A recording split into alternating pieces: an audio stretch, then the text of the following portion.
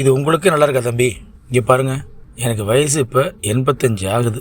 இது வரைக்கும் இந்த உலகத்தில் போராடி எவ்வளோ கஷ்டப்பட்டு ஒன்றையும் உருவாக்கியிருப்பேன், சேர்த்துருப்பேன், பார்த்துருப்பேன். ஆனால் என் வார்த்தைக்கு ஒரு சின்ன மரியாதை கூட இல்லை தம்பி அப்படின்னு ரொம்ப வருத்தப்பட்டார் ஒரு முதியவர். அவரோட வருத்தத்துக்கு பதில் சொல்கிற அளவுக்கு நமக்கு வார்த்தைகள் இல்லை. ஏன்னா அது அவ்வளவு அனுபவங்களை தாங்கின ஒரு மனிதனுடைய வழி. ஆனால் அந்த அனுபவங்களுக்குள்ள ஒரு விஷயத்தை அவர் புரிஞ்சுக்கணும்னு நான் நினச்சேன். அதை நான் அவர்கிட்டயே சொன்னேன். பெரியவரை, இதோ பாருங்கள், அது என்னது? இளநீ கடை. அந்த இளநீ கடையில் எவ்வளோ கூட்டம் இருக்குது. அப்படியே பக்கத்தில் பாருங்கள், டீ கடையும் பங்கு கடையும், அதாவது பெட்டி கடையும் இருக்குது.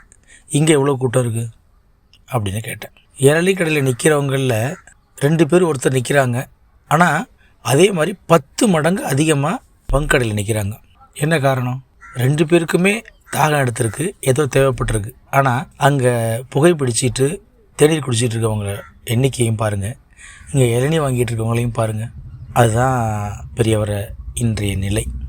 வாழ்க்கையில் அனுபவம் அப்படிங்கிறது எல்லாருக்கும் அவ்வளோ ஈஸியாக கிடச்சிடாது. அதை அனுபவித்து தான் தெரிஞ்சுக்கணுன்னு ஆண்டவன் விரும்புகிறான். அதனால் நீங்கள் சுட சுட அப்படியே உங்களுடைய அனுபவத்தை அப்படியே இலவசமாக கொடுக்க முயற்சி பண்ணுறீங்க. அதை அவனே தடுக்கிறான் இல்லையா? ஏன்னா அனுபவம் எப்பயுமே இளமையாக இருக்கணும்னு நினைக்குது.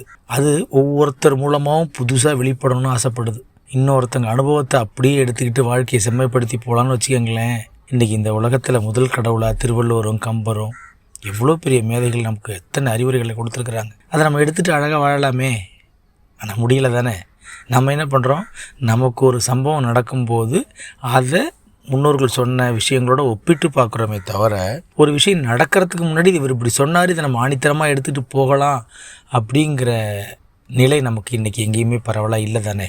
ஆக இந்த உலகத்தில் எல்லாமே அவங்கவுங்களாக கற்றுக்கணும்னு ஆசைப்படுறாங்க. விடுங்க, விட்டு தான் பார்ப்போமே. நீங்கள் எதுக்கு வருத்தப்படுறீங்க? அந்த குழந்தைங்க நல்லா இருக்கணும், நம்மளோட அனுபவங்களை எடுத்துக்கிட்டு அவங்க வாழ்க்கையில் ஈஸியாக பயணிக்கும் போது இன்னும் வெற்றி ஈஸியாக கிடைக்கும்னு நினைக்கிறீங்க.